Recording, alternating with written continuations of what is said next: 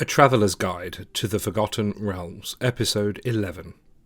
Kryptgarden and Skirting Dark Places. A letter from Falrien Sunison to Lord James IV Sandrier. My dear Lord Sandrier, I find there is a peculiar feeling in coming down from the far side of a mountain range. The whole pattern of life has changed for us. Wagon Master Corvin Pell and his companions are noticeably more cheerful now that the road is not quite so winding. Until now, the Sword Mountains have loomed ahead of us, delaying sunrise until late in the day and taking the brunt of the endless rain clouds that bank up against them. Now the peaks are at our backs, and we descend into a very different land. I write this from the back of Mistress Underbow's wagon, as one of the traders deftly patches a split in my boot. The terrain on the Fandolin side of the mountain is windswept and thoroughly soaked by the tempestuous weather blowing in from the trackless sea.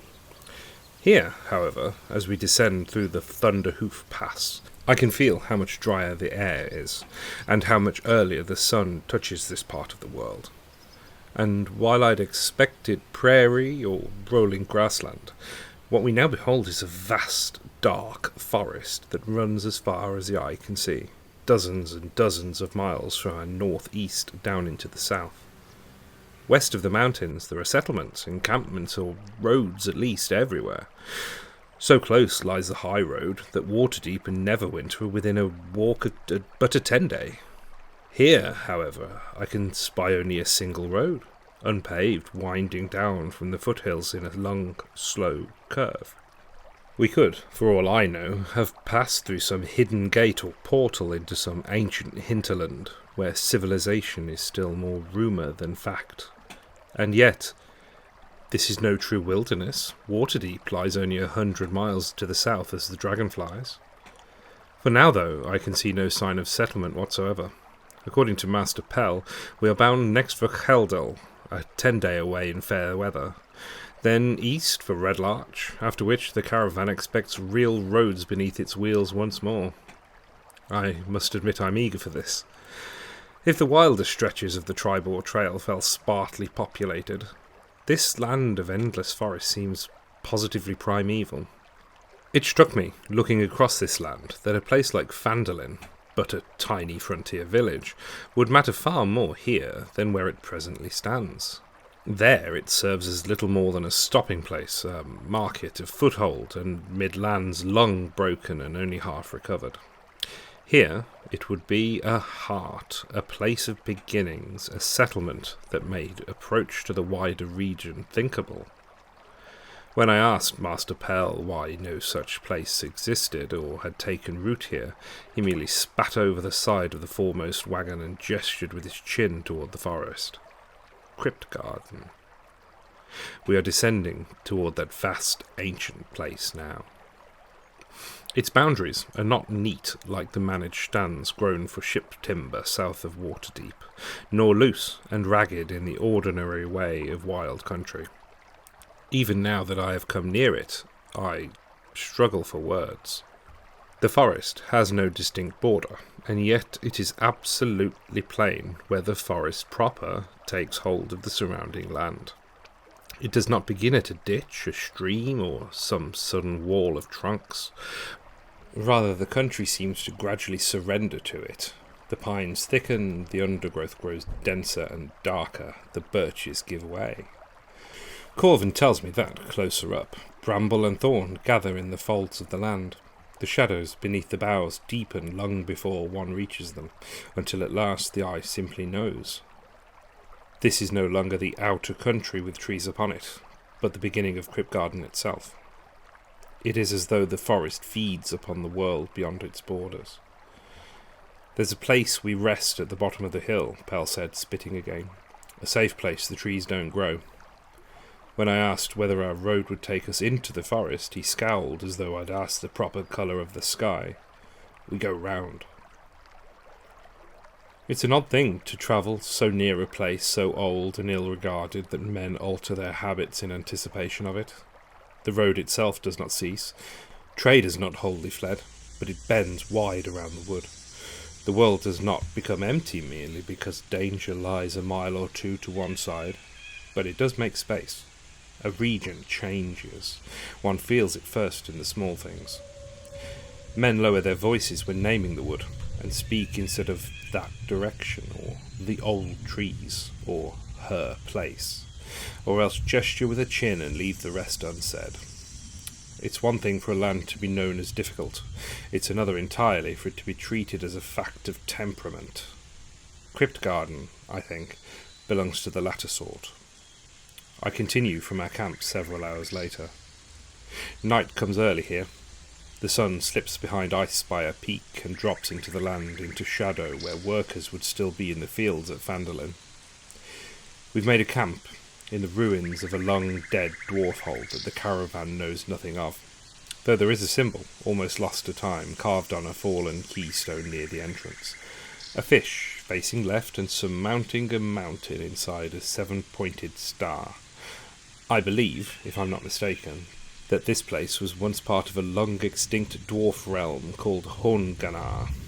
From what I recall, they're a clan of primarily fisherfolk, which is unusual enough among dwarves, that I'm sure you will not be surprised to hear that I find the thought pleasing.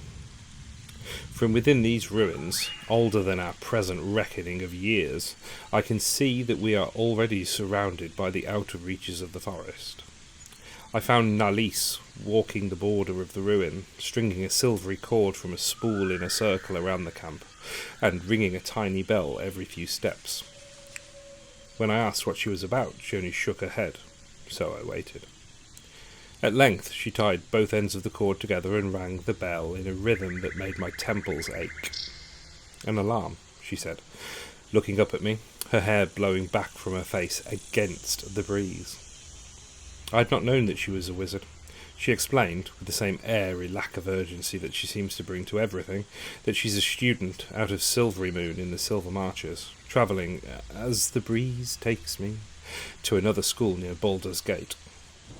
The spell, the first of several she cast before settling in for the night, is designed to alert the camp should anything cross the line against her wishes. I do not mind admitting that I find this greatly reassuring. It also transpires that Corvin, who fears lost profit more openly than any god or beast, is paying her a modest stipend in exchange for protective magics while she remains with the caravan. Nalis tucked away her bell, drew a slender wand from inside her jerkin, and glanced toward the trees. "Pretty enough from up here," she said. That's how old trouble likes to appear. I asked her whether she'd ever gone in. Into Kryptgarden? No. She seemed almost offended by the notion. Hunters might pass through a place like that. A madman might drive a horse through by moonlight, survive, and boast of it. And that does not mean a road belongs there. That stayed with me. Roads, I thought then, are promises made by civilization. A road, or even a good track, like the one by which we crossed the mountains, is not merely beaten earth or wagon ruts. It's trust, maintenance, known danger, predictable passage, and enough confidence that the next season's load of lamp oil or winter cloth will still be expected to arrive more or less when it was meant to. There is, in short, a difference between crossing a place once and making it crossable. Yet that did not explain why there's no road through Kryptgarden. Maps encourage vanity. I've seen many that suggest a line cut clearly through a wood, marsh, hill and ruin, only to discover that on the ground a waterlogged track or a path fit only for goats. I sometimes think cartographers draw the shortest line between two places and feel very pleased with themselves. But there are no such lines through Kryptgarden, not on any map I've ever seen. I'd spent the evening brooding on this for not a little time, when I at last asked Corvin what precisely folk meant when they kept saying Old Gnawbone. For I had now heard the name from several different mouths, and still didn't know whether it referred to some local spirit, a place in the forest, or a beast.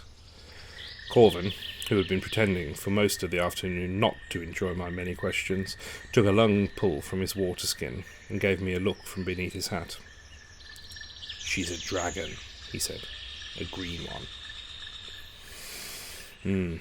He shifted in his furs then, settling himself more comfortably in the firelight.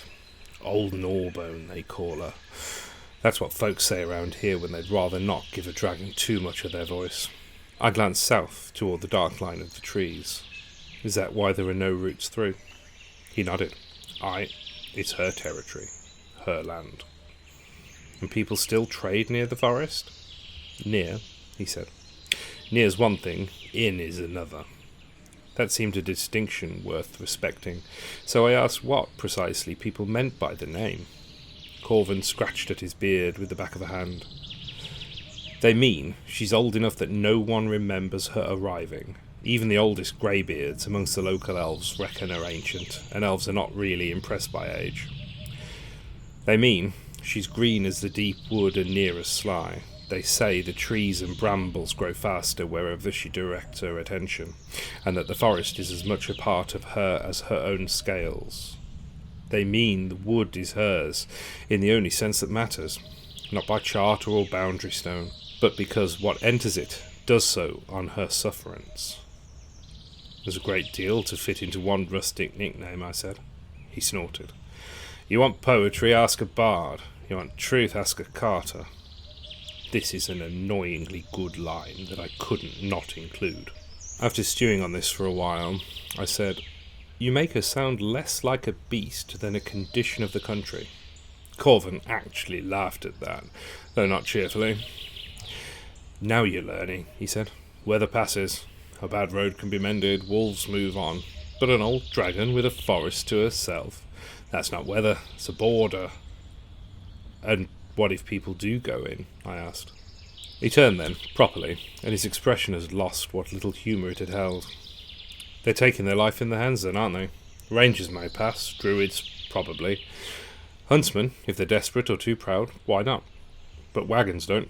Carters don't. Nobody with any sense builds a road through the domain of a dragon old enough to remember your grandfather's grandfather's great-great-grandfather. He pointed southward. Look for yourself. See any track worth the name down there? I looked. There were partings, here and there in the undergrowth, certainly, but nothing broader than Deer Run, or no wheel ruts, no timber road, no drover's cut, no steady line of human insistence pressed into the earth. Nothing that suggested men had gone in often enough, or at least confidently enough, to teach the forest the habit of them. Corvin smiled then, though not kindly. Men take roads where they mean to come back, but not into Kryptgarden, not under her trees. We trade here, maybe a little closer, where some mad souls ply their trade, but never inside the forest proper. You go there, you're either bringing tribute or committing suicide. He spat into the dark. That's what folk mean by old Norvone. I don't know her proper name, nor do I want to, nor have I ever seen her. That's why there's no roads through there.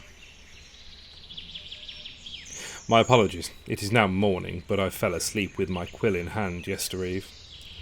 As we continue on through a bright, clear and wonderfully fresh morning, I find Corvin's words returning to my mind again and again, and my eye drawn constantly to those dark and foreboding trees which seemed to almost surround us. What struck me most was not merely the nearness of the wood, but the absence of any proper way into it. I've seen difficult places before, places made dangerous by weather, poor maintenance, brigands, even war. Such places still bear the marks of men, however battered. Kryptgarden is different. Its edges touched, traded with and harvested carefully, but not entered as one would a country. It is deferred to. Our own route, by noon, brought us to a rough clearing of the sort that appears on no proud map, but is known well enough to those who need it. There was no village, no permanent market, scarcely even a hamlet. Rather, it was one of those accidental places produced wherever necessity learns to stand still for a few hours at a time. A shelf of firmer ground, ringed on one side by broken stone and on the other by low pines and wind-shaped birch, with enough room for wagons to turn and animals to water. There were posts there from older seasons, a few crude lean-tos, a smoke pit, and an old water well. But it was the hives that caught my eye. The whole area was dotted with them by the hundred. I'd expected loggers, perhaps, or charcoal burners, or some of the bleak collection of trappers and root diggers smelling of wet leather and suspicion. There were such folk there too, of course, in fairness, though they were few. Several dozen beekeepers had gathered there, dark-haired, deeply tanned hill folk with bright eyes, leathery skin, and the solid look of people who eat well and work hard. All around them there stood covered baskets, sealed crocks, and a degree of protectiveness one more usually associates with priests carrying relics. These, I was told by Miri, were the real purpose of our halt. They grow in these upper reaches, apparently, where cold mountain air meets narrow sun-touched shelves of rock, a certain pale and narrow-throated blue flower, much prized by apothecaries and temple physicians further south. It is not magical in and of itself, nor does it heal by miracle, but the honey made from it takes infusions unusually well, keeps delicate compounds from spoiling, and is used in syrups, restoratives, poultices, and other quiet works by which a great deal of human misery is staved off before it comes dramatic enough for priests and heroes to take notice. I confess I find this beautiful. Not merely the honey itself, though it is indeed fine, a pale amber with a taste at once floral and strangely cool, as though some memory of stone and high wind has been trapped within it. But the whole arrangement, that so old and uneasy a region should still yield at its margins something so useful and so delicately valuable, seemed to me very Falrien. There were places too dangerous for ploughland, too uncertain for proper settlement, and too old to be mastered by ordinary means, yet men will still go near them, not to conquer, not to tame, simply to gather what may be safely gathered and trade before nightfall. That, I think, is how civilization truly deals with the wild, not by defeating it, but by learning at its edges. The beekeepers themselves, for the most part, not especially inclined toward conversation. Weathered folk, all wrapped in wool and wax cloth, with hands scarred by work and the kind of calm one sees in people accustomed to being stung for their livelihood. One older woman, who had the shoulder of a hill shepherd and the eyes of someone not often surprised, permitted me a few questions after deciding I was harmless. "You not fear the forest?" I asked, perhaps rather too poetically. She snorted. "Fear keeps the lids tied proper," she said. "Need brings us back. The honey is wonderful stuff, and it's a good living. We do more good with our bees than 1,000 men with swords and badgers." That, too, deserves to be written down. There should be a bard college in the Sword Mountains, for it is the answer to much of Falrien. People speak often of great and dangerous places as though they exist outside of an ordinary life, but they do not. Their shadow falls into markets, kitchens, temples, and recounts. A dragon-haunted forest may still produce wax. A mountain cave may still yield silver. A marsh full of stinging, biting, itchy death may still lie athwart a route someone desperately wishes to shorten. The question is never merely whether a place is perilous. The question is whether what lies at its edge is worth the price of approaching. So the traders bought these people on the edge of the world linen, lamp oil, nails, thread, smoked salted meat, small iron fittings, jars, things like that. In return, they took wax, honey, resin cakes, bundles of drying herbs, and a handful of stoppered packets that Miri would not let me examine too closely, save to say that a sensible merchant asks only whether a thing leaks, hisses, or eats through the packing. It made a curious little market. No cries, no cheerful bargaining song, the only real noise being that of a few village children running around the carts. None of the warm muddle of a proper market square. Rather, it was a quiet exchange of necessities, conducted with the efficiency of people who want to be gone before the day grew too old. While there, 3 youngsters, teenagers to judge from them, came forward and bargained passage to the big place, by which I later learned they meant Red Larch, meaning to see something of the wider world. They're indeed a hardy people here, well fed on the strange honey made from flowers that grow in the shadow of a dragon-ruled forest. All 3, 2 boys and a girl, were strong and sturdy, with good teeth, broad backs, and the look of bodies raised on hard work and open skies and better diet than enjoyed in most towns. At last, as we made ready to leave, a group of foresters arrived, recognisable at once by their arrays of axes, saws, and ropes, bearing a large wicker basket, and expressions of such satisfaction that even Corvin Pell looked up sharply. Indeed, he looked more animated than I had yet seen him. They made straight for him, He summoned Miri with unusual urgency, and she, in turn, produced a small iron-bound lockbox from beneath a folded tarp in the second wagon. The basket, I learned, contained no fewer than 7 Tressim kittens. The foresters claimed to have found their mother injured beyond saving, and to have put an end to her suffering before discovering the nest high in a birch nearby. Whether this was the whole truth, or merely the portion they considered fit for trade, I cannot say, but what I can say is that the kittens themselves are extraordinary. They were barely fledged, if that is indeed the proper word for such creatures, and all different in colour, one grey as chimney smoke, one white with gold-tipped ears, one mottle-like autumn leaves, another black save for a little blaze beneath the chin. They're tiny, bright-eyed, soft-furred things, all indignant at confinement and plainly resolved to escape the moment his lid was loosened. Corvin, meanwhile, was all business. He shook hands with the foresters, clapped shoulders, inspected the basket with the solemnity of a magistrate examining holy relics, and bade Miri open the lockbox. I didn't see the full exchange, but from the foresters' faces it could not have been a small sum.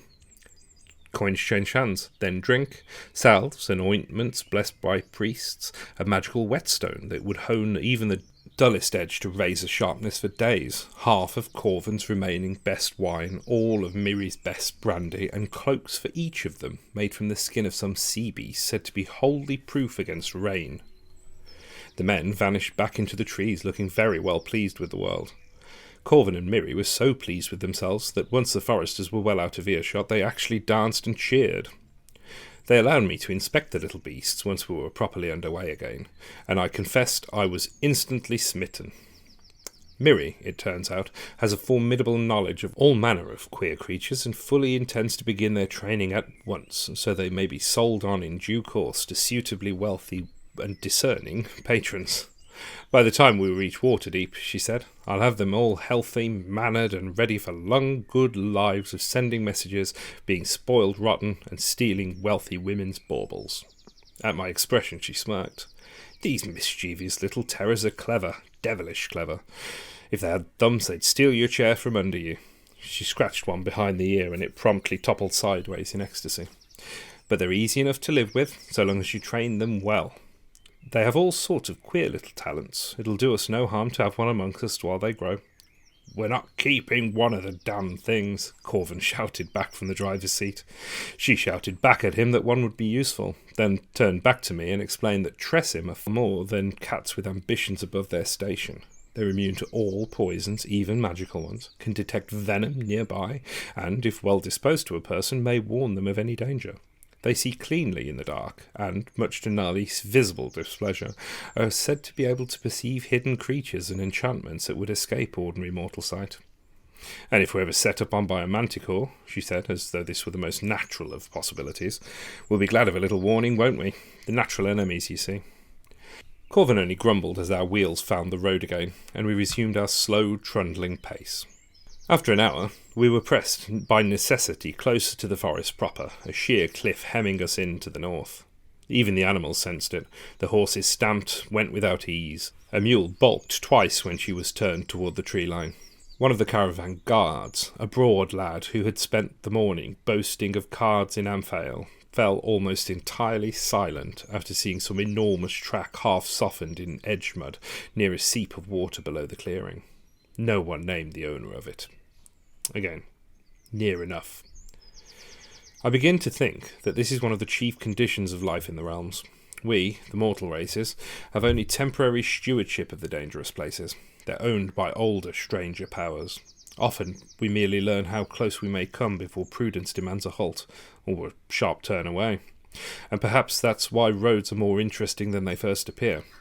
A road does not prove that a land is safe. It proves only that enough people for long enough have judged a certain degree of risk preferential to some worse alternative. The road here does not enter Kryptgarden because no sensible traffic needs or wants it. The forest offers things, yes, but chiefly at the fringes. What lies deeply in is another economy altogether, and not one in which wagoneers, drivers, drovers, and ordinary merchants are eager to do business. So the route skirts, it leans away, goes around. You asked some letters ago, my lord, whether magic makes such concerns feel childish.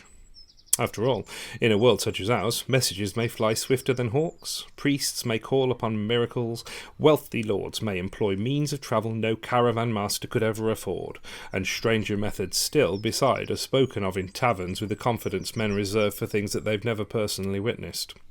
But most of life is not lived in the upper stories of possibility. Most life, indeed, is lived where barrels still crack, beasts still founder, and an extra mile of bad road still matters.